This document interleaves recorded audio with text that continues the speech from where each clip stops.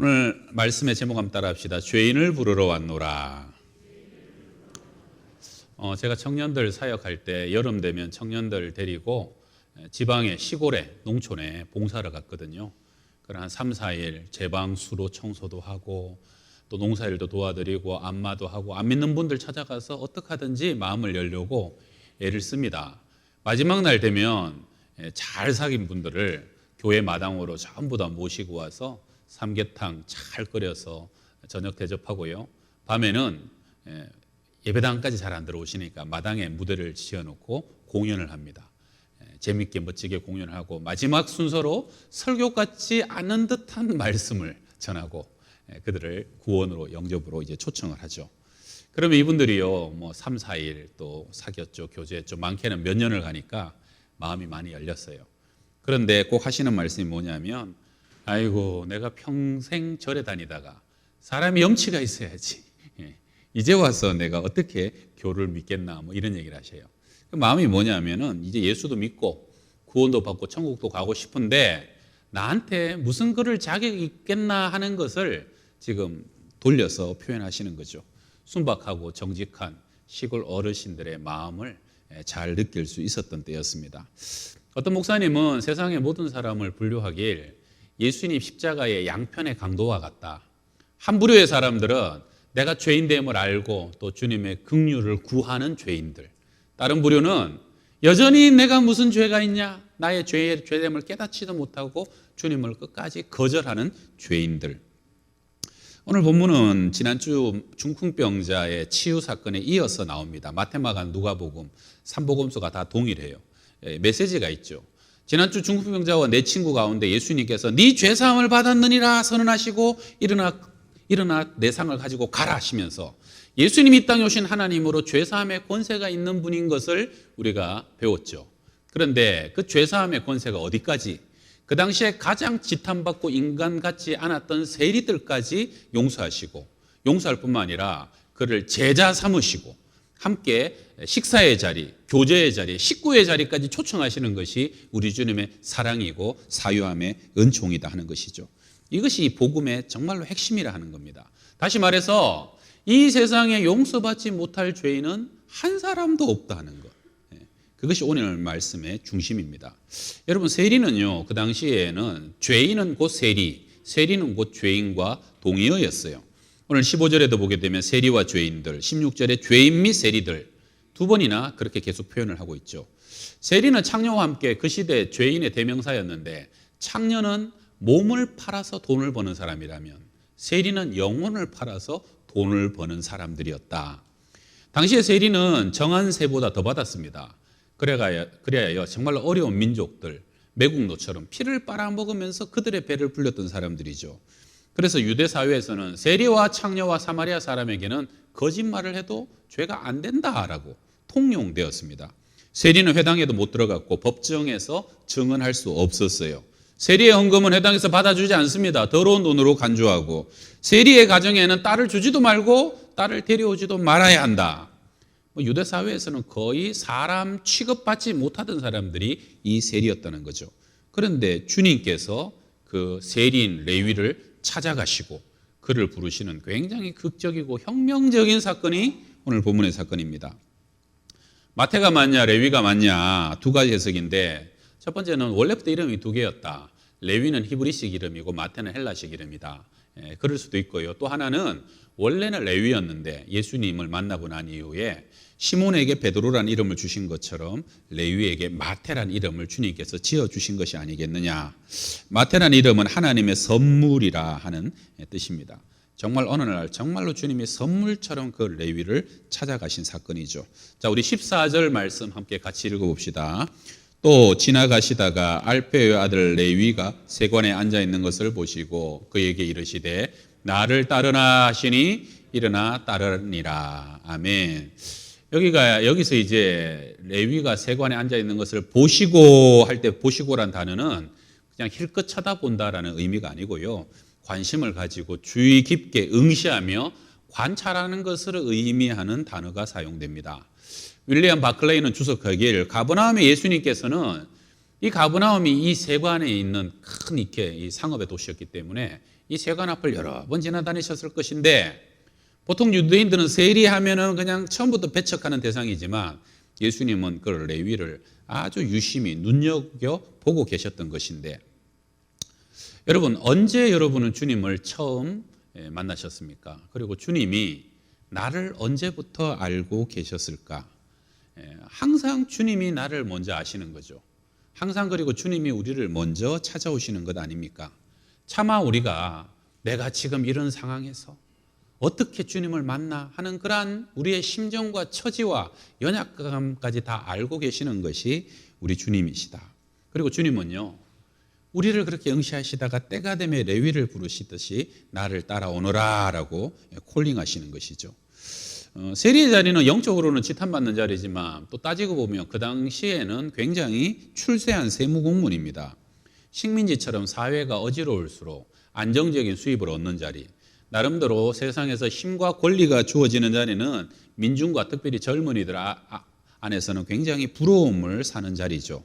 어쩌면 마태도 그 자리에 오르기 위해서 노력하고 수고하고 대가 지불하고 남들과의 경쟁에 이겼을 줄도 몰라요. 그리고 많은 젊은이들이 그 안정적인 수입이 보장되고 힘이 있는 그 자리를 출세한 자리라고 여기는 사람들도 많이 있었을 것입니다. 그런데 지금 주님이 그 레위를 향해서, 그 세관에 앉은 레위를 향해서 부르시는 것이죠. 너의 그 자리를 버리고 나를 따라오라.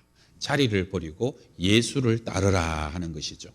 레위의 반응 어떻습니까? 일어나 따르니라. 누가복음을 보게 되면 그가 모든 것을 버리고 일어나 따르니라. 모든 것을 다 버리고 따랐다라고 말씀합니다. 미련도 없고 미적거림도 없고 복잡한 절차도 없이 바로 즉각적으로 부르심에 순종하고 주님을 쫓아갔다는 것이죠. 여러분, 성경에 보게 되면 많은 사람이 부름을 받지만 이 마태 레위처럼 적극적으로 반응하는 사람은 쉽지 않아요. 우리가 보게 되면 베드로도 사실은 3번째 정도 만나고 난 이후에 만선의 기적을 보고 나를 떠나시라고, 그러면서 사람 낚는 어부가 되게 하리라 그 부르심에 부름받게 됩니다. 모세도 봐요. 호렙산에서 부름받을 때 나는 입이 둔한 자입니다. 보낼 만한 사람을 보내소서, 그렇게 처음에 반응하잖아요.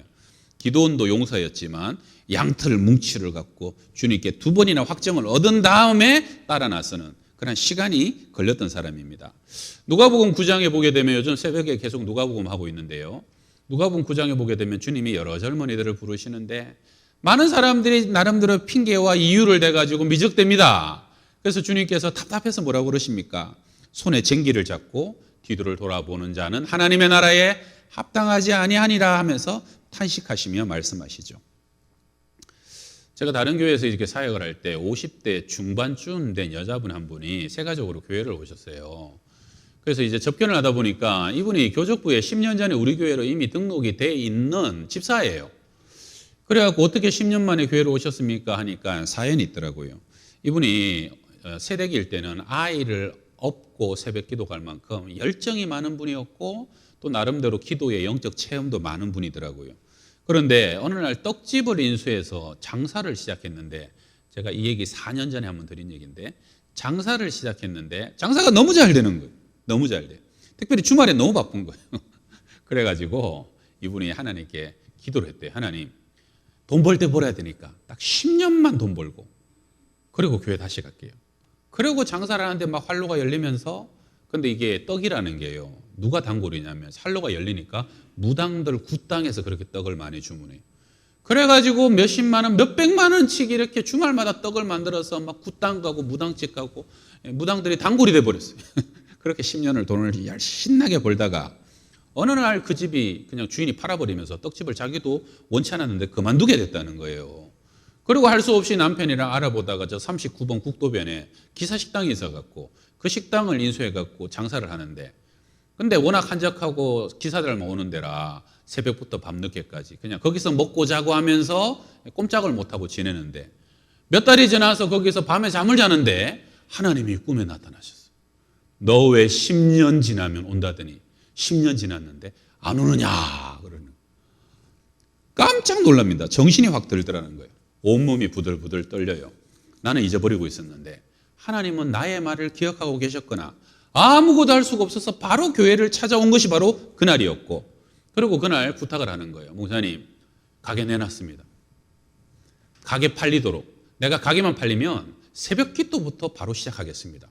기도해 달라고 그러더라고요. 그래서 기도해 드렸죠. 7주 세가족 가정이 마치고 수료하는 날 그 가게가 아주 좋은 조건으로 인수하고 팔리게 됐어요. 그리고 이분이 진짜 그 다음 날부터 약속한 대로 새벽 기도를 나오기 시작하시더라고요. 키도 자그만하고 얼굴도 좀 이쁘장한 여자분이셨는데 가만히 보니까 결단력이 있어요. 10년만 돈 벌고 갈게요 하고 딱 하더니 그냥 교회를 딱 끊어버리잖아요.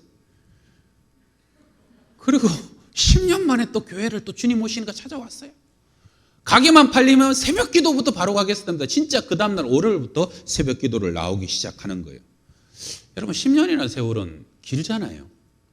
그런데 주님이 그 시간을 계속 기다리신 거죠. 어떻게 보면 괘씸한 거 아닙니까? 그만큼 은혜 받은 사람이, 그만큼 체험 있는 사람이 영적 외도도 어느 정도지 교회를 다 끊어버리고 그러는데 주님은 10년을 기다리고 때가 되면 그를 찾아가신 거예요. 그리고 그 집사님이 참 잘한 게 뭡니까?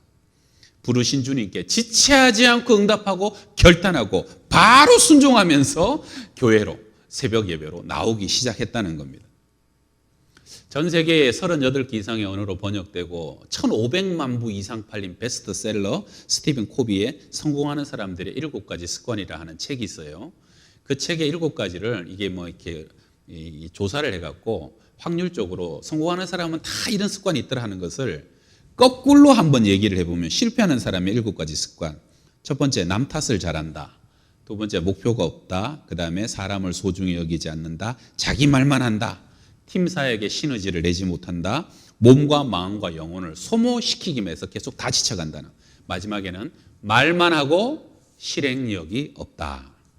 오늘 본문의 레위는요, 영적으로 정말로 내가 결단해야 됐을 때, 주님 부르실 때 확정하게 그 자리를 박차고 일어나서 순종하고 실행한 것이 그의 인생을 뒤집는 사건 아니었습니까? 여러분, 많은 사람은요, 말만 하고 안 하는 사람들 많습니다. 내가 안 해서 그렇지 공부하기만 하면 당장 1등 한다 그런 사람. 내가 안 해서 그렇지 내가 운동하고 살 빼봐라. 내가 당장 그냥 445 입는다. 말만 뱃살 금방 뺀다 그래. 내가 안 해서 그렇지 그냥 교회 나가고 봉사해봐라. 내가 한번 헌금하면 그냥 교회 세운다. 이렇게 말만 하는 사람들이 있어요. 말만 하는 사람. 그런데요, 여러분, 레위는 어떻게 말만 하는 사람이 대부분인데 그냥 그렇게 실천하고 결단할 수 있었을까? 레위의 마음속에 하나님을 향한 열망과 갈망이 있었어요. 그는 비록 세관에 앉아 있었지만 내가 이렇게 살면 안 되는데, 이것은 하나님의 뜻이 아닌데, 나의 인생이 아닌데. 주님은 사람의 중심을 보시거든요. 신앙은 내 마음의 중심이 어디가 있느냐는 것이 참 중요합니다. 여러분, 어쩔 수 없이 주일에 교회를 못 오는 분이 있어요. 일하러 가지 않으면 먹고 살 수가 없고, 진짜 가고 싶은데 1년에 한두 번 올 수밖에 없게끔 건강이 허락되지 않는 분들이 분명히 있어요. 그런 분들이 내가 교회 가야 되는데 내 몸도 드리고 마음도 드리고 정말 온전한 예배 드려야 하는데, 그러면 주님은 그분들의 마음을 받으시는 거예요. 1년 내내 침대에 누워갖고 우리 교회도 예배 드리는 분, 1부, 2부, 3부, 청년부 예배, 새벽 예배 전부 다 예배 드리는 분들이 몇 분 계셔요. 제가 사는 아파트에도 계시고 또 저쪽 성운에도 계시고 여러분들이 계시죠. 하나님을 향한 간절한 열망. 그분들의 예배는요, 주님께서 항상 기쁘게 받으시는 거예요. 그런데 어떤 사람은 그런 분들보다 훨씬 더 교회는 자주 와요. 그런데 또 주일이라도 기회가 되면 등산도 가고 놀러도 잘 다니시고 여행도 잘 다니시고 별로 부담도 없어요. 그러면서 마음속으로 뭐라 생각하시냐면, 그 정도 나가줬으면 많이 나갔지 뭐. 나 정도면 뭐 신앙생활 잘하고 충분한 거 아니야. 나 정도면 뭐 우수한 거 아니야. 마음이 그런 거예요. 오늘 죄송하지만 오늘 본문의 예수님의 생각은 다르셔요. 그 당시에 종교적인 삶을 철저히 살았던 바리새인들, 서기관들이 아니라 세관에 앉아 그 중심에 죄의 한 구름텅이에 있는 레위를 부르시고 그를 제자로 삼으신 것이 주님의 뜻이었던 겁니다. 여러분, 우리가 잘 아는 누가복음 18장에 보게 되면 바리새인과 세리의 기도가 나오잖아요. 그 기도에 주님의 마음도 잘 나타나 있는데 제가 한번 읽어드릴게요. 바리새인은 서서 따로 기도하여 이르되, 하나님이여, 나는 다른 사람들 그 토색, 불이, 간음을 하는 자들과 같지 아니하고 이 세리와도 같지 아니함을 감사하나이다. 나는 일에 2번씩 금식하고 또 소득의 11조를 드리나이다 하고, 그 다음에 세리는 멀리 서서 감히 눈을 들어 하늘을 쳐다보지도 못하고 다만 가슴을 치며 이르되 하나님이여 불쌍히 여기소서, 나는 죄인이로소이다 하였느니라. 내가 너희에게 이르노니 이에 저 바리새인이 아니고 이 사람이 의롭다 하심을 받고 그의 집으로 내려갔느니라. 무릇 자기를 높이는 자는 낮아지고 자기를 낮추는 자는 높아지리라 하시니라. 아멘. 한번 따라해 봅시다. 신앙은 자리가 아니라 태도이다. 신앙은 하나님을 향한 갈망이다. 오늘도 하나님 없이는 내가 살아갈 수 없습니다. 하나님의 은혜 받지 않고는, 하나님의 능력 덧입지 않고는 오늘 하루도 이 세상을 이길 수가 없고 이 죄를 끊을 수가 없습니다. 주여 나를 도와주십시오라고 고백하는 사람, 그 사람의 중심을 받으시고 그 예배를 받으시는 거예요. 한 번의 예배라도 내 마음과 뜻과 내 몸과 나의 정성을 다하여 주님께 드리는 그 예배를 주님께서는 기뻐하시고 그 상하고 통회하는 마음을 멸시치 아니하시리다. 그게 다윗의 고백 아닙니까? 그래서 어거스틴은요, 영성은 첫째도 겸손이요, 둘째도 겸손이요, 셋째도 겸손이다. 날마다 주님의 거룩함 앞에 나의 부정함을 깨닫는 성도, 날마다 주님의 크심 앞에 나의 작음과 초라함을 고백할 수밖에 없는 성도, 그 마음이 가난한 성도의 삶으로 주님 앞에 나아가는 저와 여러분 되시기를 바랍니다. 자, 우리 15절을 같이 읽습니다. 그의 집에 앉아 잡수실 때에 많은 세리와 죄인들이 예수와 그의 제자들과 함께 앉았으니 이는 그러한 사람들이 많이 있어서 예수를 따름이러라. 아멘. 누가복음 5장 병행 본문에 보게 되면 레위가 예수를 위하여 자기 집에서 큰 잔치를 했다. 예수님을 위하여서 그 잔치를 배설했다라고 기록하는데요. 여러분, 사실 인간적으로 예수님이 그 집에 들어가서 그 많은 죄인과 세리 사이에서 잔치 자리, 식사 자리에 앉는 것이 반갑기만 한 일이었을까요? 제가 다른 교회에서, 제가 한 10년 훨씬 전의 일이에요. 다른 교회에서 이제 또 전임 사역할 때 교구 목사님 한 분이, 교구 집사님 중에 한 분이 종로에서 식당을 크게 개업한다고, 그래서 담임 목사님과 전 부목사님 20명을 다 초청한 일이 있었어요. 그래서 1년에 그런 일이 많지는 않은데 봉구 2대에 전 교역자가 다 나눠 타고 갔던 적이 있었죠. 그래갖고 식당을 들어갔는데, 식당이 종로예요. 번화가에 커요. 때깔 번쩍번쩍해요. 아직 개업 안 해갖고 개업 바로 전날에 식사를 먼저 하겠다고 갔는데, 근데 목사님들이 그런 거 잘 모르지만 딱 봐도 이거는 음식을 파는 게 메인이 아니고 술 팔라고 음식을 곁들여 파는 식당, 술집인 거예요. 근데 교구 목사님이 답사를 안 가셨는가 봐. 그 어려운 담임 목사님을 모시고 20명의 목사님이 술집을 개업하기 전에 예배를 드리러 간 거죠. 그러니까 이게 인솔한 목사님이 얼마나 바늘방석이고 막 본인이 막 그냥 어쩔 줄을 몰라 해요. 근데 담임 목사님이요, 굉장히 당당하게 신앙생활 바로 하십시오 하면서 아주 거기서 또 신앙을 돈독히 하고 또 예배를 인도하시더라고요. 오늘 레위가 예수님을 위하여 자기 집에 잔치를 배설합니다. 하객들은 전부 다 세리들이고 죄인들의 큰 잔치가 벌어집니다. 그 한가운데 중간에 예수님이 딱 앉아 계셔요. 근데 사실 레위에게는 지금 이 자리가요, 자기의 삶, 새로운 삶을 향한 선언과 결단의 자리입니다. 많은 세리들이 온 거 보면 이 마태가요, 말단 공무원도 아니었던 것 같아요. 지도급 인사였던 것 같아요. 나는 이제 예수님의 제자다. 나는 이제 예수님 따라간다. 나는 오늘로서 이 삶 청산이고 여러분과도 빠이빠이다. 완전히 선언하는 것이죠. 은근슬쩍 다시 이 자리에 오는 일은 없다. 화끈하지 않습니까? 여러분 가만히 생각해 보면 예수님의 12제자들 중에 많은 제자들은요, 다시 고기 잡으러도 가고 업으로 돌아갈 수도 있어요. 근데 마태는 이제 다시는 못 돌아가는 완전 결별을 선언하고 끊어버리고 주님 쫓아가는 것이에요. 그래서 그 마태는 예수님의 제자가 되었고 사복음서 중에서도 제일 먼저 신약의 첫 번째 복음서를 쓰는 영광의 주인공이 되었고, 그리고 마지막에는 아라비아, 에디오피아까지 가서 T자 십자가에 못 박혀서 순교당해 죽임당하는 그러한 영광을 얻게 되는 삶을 살아가게 되죠. 한 영혼이 완전히 거듭나는 영적 잔치의 자리죠. 그런데 그런 것도 보고 시비 거는 사람들이 있었어요. 자, 16절을 같이 읽어봐요. 바리새인의 서기관들이 예수께서 죄인 및 세리들과 함께 잡수시는 것을 보고 그의 제자들에게 이르되 어찌하여 세리 및 죄인들과 함께 먹는가? 유대인들은 누군가를 초청해서 같이 밥을 먹는다는 것은 그냥 영적으로 한 가족 되는 것을 선언하는 겁니다. 매우 밀접한 관계인 것을 드러내는 행위예요. 그러니까 당연히 예수님이 그 많은 사람들과 함께 식탁에 교제를 나누니까 그냥 율법의 사람들이 보기에는 부정하고 치욕스럽고 율법을 범하는 행위로 보였던 것이죠. 그리고 사실 본심은 뭡니까? 한켠에는 저 인기 많고 센세이션한 예수님이 우리가 아니라 저런 죄인들과 저런 부류들을 더 가까이 하는 것이 막 식이 나고 질투나서 견딜 수 없는 마음도 분명히 그 안에는 있었던 겁니다.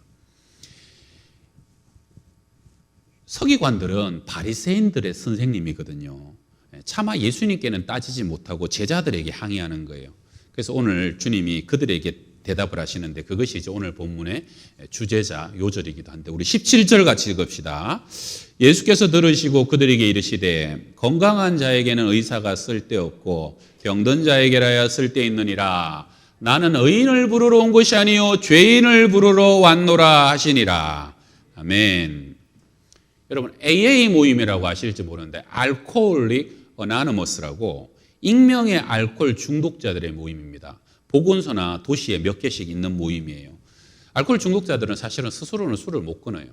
그래가지고 일주일에 한 번씩 같이 모여가지고 이번 한 주간 어떻게 금주했다. 100일 되면 막 박수 쳐주고 1년 되면 꽃다발 주고 파티를 벌여주고 그래서 함께 지지그룹이 돼갖고 알코올을 이기는 그런 유명한 그 모임이에요. 제가 안산에 있을 때 이 모임이 교회 안에 있어가지고 제가 몇 달간 스텝으로 또 지도 목사로 한번 참여했던 적이 있었어요. 이게 원래 종교적인 모임은 아닌데 그 사람들이 제가 처음 간 날 제가 굉장히 특징적인 모습을 봤는데 그 사람들이 처음에 모이면은 반드시 12단계 조항을 먼저 크게 암송하고 또 어떤 사람은 크게 읽고 선언하고 시작하는데 1단계부터 12단계까지 이 단계를 거쳐서 알코올에서 벗어난다 하는 하나의 룰이에요. 하나의 그 사람들에게 좋은 가이드죠. 그런데 그 1단계가 뭐냐? 이겁니다. 우리는 알코올에 무력했으며 스스로 생활을 처리할 수 없게 되었다는 것을 깨닫고 시인했다.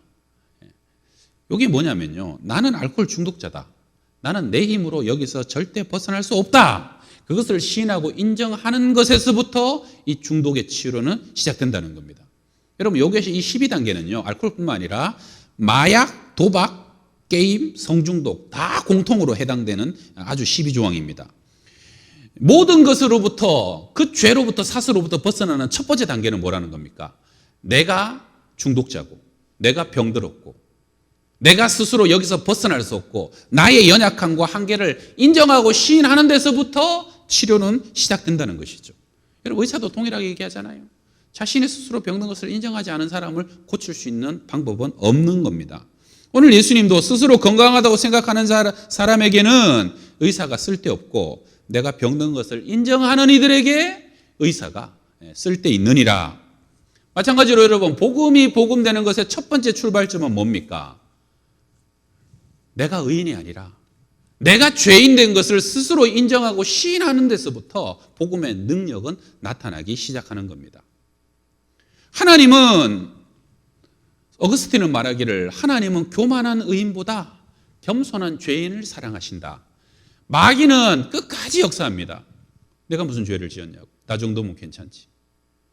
왜 내가 죄인이냐고. 왜 내가 회개해야 되냐고. 마귀는 끝까지 우리 간에 교만과 우리 자신의 자기의로 우리의 영혼을 멸망으로 이끌어가는 겁니다. 영락교회 원로 목사님이자 지금은 고인이 되신 한경재 목사님이 한 번은 당회를 주재하고 있는데 한 고약한 장로님이 일어나서 그 많은 목사님들과 장로님들 앞에서 한경직 목사님의 약점 12가지를 종이에 적어가지고 낭독한 적이 있었답니다. 목사님이 어떤 분인지 아세요? 첫 번째, 위선적인 음성. 두 번째, 검소한 척하는 자세. 세 번째, 그러면서 12가지를 줄줄 읽어내었다는 거예요. 얼마나 당혹스러운 순간입니까? 근데 그걸 다 들은 한경재 목사님이 이렇게 대답하셨답니다. 장로님, 참 고맙습니다. 그런데 한마디 더 드리고 싶습니다. 정말로 제 약점이 그것밖에 안 된다고 생각하십니까? 장로님 눈에 안 보여서 그렇지 실제 저는 훨씬 그보다 못난 사람입니다.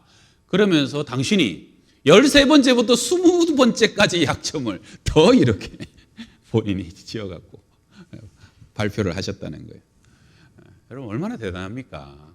그 고명하신 분이 그 고약한 사람 앞에서 화난 척 기색 하나 보이지 않고, 황정진 목사님은 종교교회 노벨상으로 알려진 템플턴상을 수상하실 때 수상 후 소감을 묻는 질문, 아마 여러분도 TV에 보신 분이 있을 거예요. 그 소감을 묻는 질문에 이렇게 대답하셨어요. 나는 신사참배한 죄인입니다. 내가 그때 죽지 못한 것이 평생의 한입니다. 얼마나 대단합니까? 난 죄인이라고. 내가 신사참배 거부하고 그때 순교하지 못한 것이 내 평생의 한이고 지울 수 없는 죄인이라고. 제가 오늘 설교 초반부에 예수님 십자가의 양편의 강도처럼 나는 내 죄를 알고 인정하고 긍휼을 구하는 죄인인가? 아니면 여전히 어쩌면 저와 여러분 내가 이만큼 신앙생활 하고 있으니까, 이만큼 믿음생활, 봉헌생활, 이만큼 봉사생활 했으니까 내가 이제는 하나님 앞에 의롭지 않은가 하는 그러한 마음으로 혹시 원래는 이쪽에 있었는데 이쪽으로 옮겨오고 있는 그러한 죄인의 모습은 아닌지. 어메이징 그레이스, 나 같은 죄인 살리신 주은의 놀라와라는 찬송을 지은 것으로 유명한 존 뉴턴이 있죠. 노예선의 선장이었습니다. 그는요 수많은 사람을 잡아 죽이고 팔아먹고 방탕한 삶을 살다가 10하루간 지속된 폭풍우 속에서 그는 무릎을 꿇고 울부짖고 부르짖다 회개하고, 그리고 어릴 적부터 기도로서 소원했던 부모님의 소원대로 목회자의 삶을 살아가기 시작하면서, 그리고 자기의 삶을 돌아보면서 나 같은 죄인 살리신 주 은혜 놀라와 하는 놀라운 명곡을 지어내게 되죠. 그가 82세로 세상을 떠나기 전에 설교 중에 이런 고백을 했다고 합니다.